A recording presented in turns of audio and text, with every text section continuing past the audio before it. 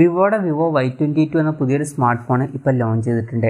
ഈ ഒരു വീഡിയോയിൽ നമ്മൾ നോക്കാൻ പോകുന്നത് വിവോ Y22 എന്ന ഫോണിനെ പറ്റിയിട്ടാണ്. അത് നമ്മൾ ഫീച്ചേഴ്സൊക്കെ നോക്കുകയാണെന്നുണ്ടെങ്കിൽ വിവോ Y22ൽ 6.55 ഇഞ്ചിൻ്റെ HD+ ഡിസ്പ്ലേ കൊടുത്തിട്ടുണ്ട്. ശ്രദ്ധിക്കേണ്ട കാര്യം HD റെസൊല്യൂഷൻ മാത്രമേ ഈ ഫോണിൽ വരുന്നുള്ളൂ. LCD പാനലാണ് ഇതിൽ ഉപയോഗിച്ചിരിക്കുന്നത്. പിന്നെ ഫോണിൻ്റെ ഫ്രണ്ടിൽ ലേറ്റസ്റ്റ് ആയിട്ടുള്ള പഞ്ചോൾ ഡിസൈൻ ഒന്നും കൊടുത്തിട്ടില്ല. പഴയ വാട്ടർ ഡ്രോപ്പ് നോച്ച ഡിസൈനേ ഇതിൽ വരുന്നുള്ളൂ. അതുപോലെ തന്നെ കൂടിയ റിഫ്രഷ് റേറ്റും ഇതിൽ സപ്പോർട്ട് ചെയ്യുന്നില്ല. 60 ഹെർട്സിൻ്റെ റിഫ്രഷ് റേറ്റ് ഇതിൽ വരുന്നുള്ളൂ. ഏകദേശം 89.67% സ്ക്രീൻ ടു ബോഡി റേഷ്യോ ഈ ഫോണിൽ വരുന്നുണ്ട്. പീക്ക് ബ്രൈറ്റ്നസ് വരുന്നത് 530 നിറ്റ്സ് ആണ്.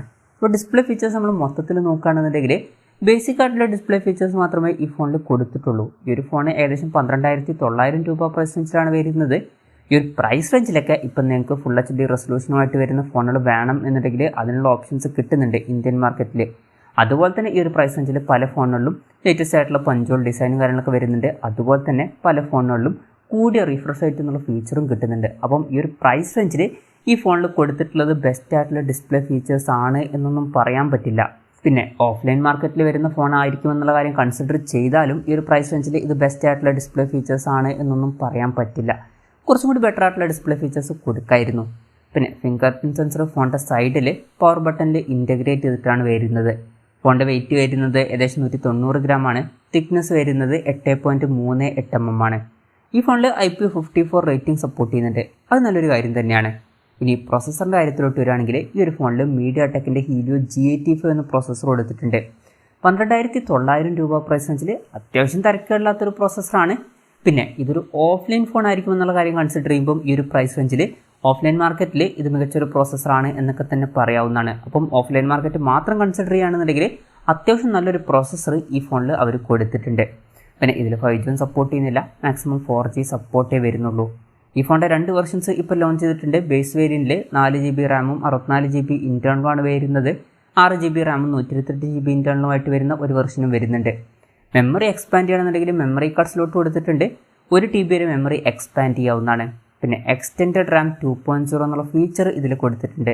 അതായത് എക്സ്ട്രാ റാം വേണ്ട സമയത്ത് ഇൻറ്റേർണൽ മെമ്മറിയിൽ നിന്ന് കുറച്ച് മെമ്മറി എടുത്തിട്ട് അത് റാമായിട്ട് യൂസ് ചെയ്യും. അങ്ങനെ 2GB റാം വരെ എക്സ്ട്രാ നമുക്ക് ലഭിക്കുന്നതായിരിക്കും. NFC എന്നുള്ള ഫീച്ചർ ഇതിൽ സപ്പോർട്ട് ചെയ്യുന്നുണ്ട്. 3.5 mm ഓഡിയോ ജാക്ക് ഈ ഫോണിൽ കൊടുത്തിട്ടുണ്ട്. ആൻഡ്രോയിഡ് 12 ബേസ് ആയിട്ടുള്ള ഫോൺ ടച്ച് സോഫ്റ്റ്വെയറുമായിട്ടാണ് ഈ ഒരു സ്മാർട്ട് ഫോൺ വരുന്നത്. പിന്നെ ക്യാമറയുടെ കാര്യം പറയുകയാണെങ്കിൽ ഫോണിൻ്റെ പിന്നിൽ ഡ്യുവൽ ക്യാമറ സെറ്റപ്പ് കൊടുത്തിട്ടുണ്ട്.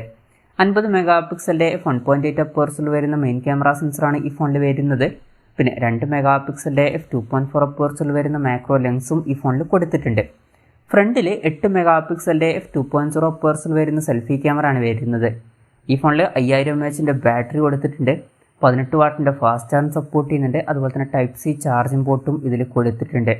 ഓഫ്ലൈൻ ഫോൺ ആണ് എന്നുള്ള കാര്യം കൺസിഡർ ചെയ്യുമ്പോൾ ഈ ഒരു പ്രൈസ് റേഞ്ചിൽ അത്യാവശ്യം തിരക്കില്ലാത്ത നല്ല ബാറ്ററി ഫീച്ചേഴ്സ് ഇതിൽ കൊടുത്തിട്ടുണ്ട്. പിന്നെ ഈ ഒരു ഫോൺ ഇപ്പം ഇന്ത്യൻ മാർക്കറ്റിൽ ലോഞ്ച് ചെയ്തിട്ടില്ല. ഇപ്പം ഇന്തോനേഷ്യയിലാണ് ഈ ഫോൺ ലോഞ്ച് ചെയ്തിരിക്കുന്നത്. ഇന്തോനേഷ്യയിൽ ഈ ഫോൺ ലോഞ്ച് ചെയ്തിരിക്കുന്നത് ഏകദേശം 12,900 രൂപ പ്രൈസ് റേഞ്ചിലാണ്. ഇന്ത്യയിൽ മിക്കവാറും നമുക്ക് ഒരു 12,000 രൂപ പ്രൈസ് റേഞ്ചിലേക്കായിട്ട് ഈ ഫോൺ എക്സ്പെക്റ്റ് ചെയ്യാവുന്നതാണ്. പിന്നെ ഇന്ത്യയിൽ ഈ ഫോൺ ലോഞ്ച് ചെയ്യുന്നത് വെച്ചാൽ ഇന്ത്യയിൽ ഈ ഫോൺ ലോഞ്ച് ചെയ്യുന്നതായിരിക്കും. അടുത്ത് തന്നെ ഈ ഫോൺ ഇന്ത്യയിൽ ലോഞ്ച് ചെയ്യുന്നതായിരിക്കും. മിക്കവാറും വരും ദിവസങ്ങളിൽ ഈ ഫോൺ ലോഞ്ച് ചെയ്യും. ഇപ്പം ഇതിൻ്റെ പോസ്റ്റേഴ്സും കാര്യങ്ങളൊക്കെ പുറത്ത് വന്നിട്ടുണ്ട്. ഈ ഒരു പോസ്റ്ററിൽ SBI, കൊഡാക് ബാങ്ക്, അതുപോലെ തന്നെ വൺ കാർഡിൻ്റെ ഒക്കെ കാർഡ് യൂസ് ചെയ്യുകയാണെന്നുണ്ടെങ്കിൽ 1000 രൂപയുടെ ഓഫറും കാര്യങ്ങളൊക്കെ ലഭിക്കുമെന്നുള്ള കാര്യം കൊടുത്തിട്ടുണ്ട്. എന്തായാലും ഈ ഒരു 12,900 രൂപ പ്രൈസ് റേഞ്ചിൽ ഈ പറഞ്ഞിട്ടുള്ള ഫീച്ചേഴ്സ് എങ്ങനെയുണ്ടെന്ന് വെച്ചാൽ ഈ പറഞ്ഞിട്ടുള്ള ഫീച്ചേഴ്സ് ബെസ്റ്റാണ് എന്നൊന്നും പറയാൻ പറ്റില്ല. എന്നാലും ഇതൊരു ഓഫ്ലൈൻ ഫോൺ ആയിരിക്കും. ഓഫ്ലൈൻ മാർക്കറ്റ് മാത്രം നമ്മൾ കൺസിഡർ ചെയ്യുകയാണെന്നുണ്ടെങ്കിൽ ആ ഒരു പ്രൈസ് റേഞ്ചിൽ അത്യാവശ്യം നല്ല പ്രോസസ്സറും കാര്യങ്ങളൊക്കെ ഈ ഫോണിൽ വരുന്നുണ്ട്. അതുപോലെ തന്നെ ബാറ്ററിയുടെ കാര്യത്തിൽ 18 വാട്ടിൻ്റെ ഫാസ്റ്റ് ചാർജിങ് സപ്പോർട്ടും കാര്യങ്ങളൊക്കെ നമുക്ക് കിട്ടുന്നുണ്ട്. അപ്പോൾ ചില ഇൻട്രസ്റ്റിംഗ് ആയിട്ടുള്ള ഫീച്ചേഴ്സൊക്കെ കൊടുത്തിട്ടുണ്ട്. അപ്പം തരക്കേടില്ലാത്ത ഒരു ഓഫ്ലൈൻ ഫോൺ ആയിരിക്കും വിവോ Y22 എന്നൊക്കെ പറയാവുന്നതാണ്. എന്തായാലും വിവോ Y22 എന്ന ഫോണിനെ പറ്റിയിട്ടുള്ള നിങ്ങളുടെ അഭിപ്രായം ജസ്റ്റ് ഒന്ന് കമൻറ്റ് ചെയ്യുക. അതുപോലെ തന്നെ ഈ ഒരു ഫോൺ ഇന്ത്യൻ മാർക്കറ്റിൽ നിങ്ങളേത് പ്രൈസിങ്ങിലാണ് എക്സ്പെക്റ്റ് ചെയ്യുന്നത് എന്നുള്ള കാര്യം കൂടി ജസ്റ്റ് ഒന്ന് കമൻറ്റ് ചെയ്യുക.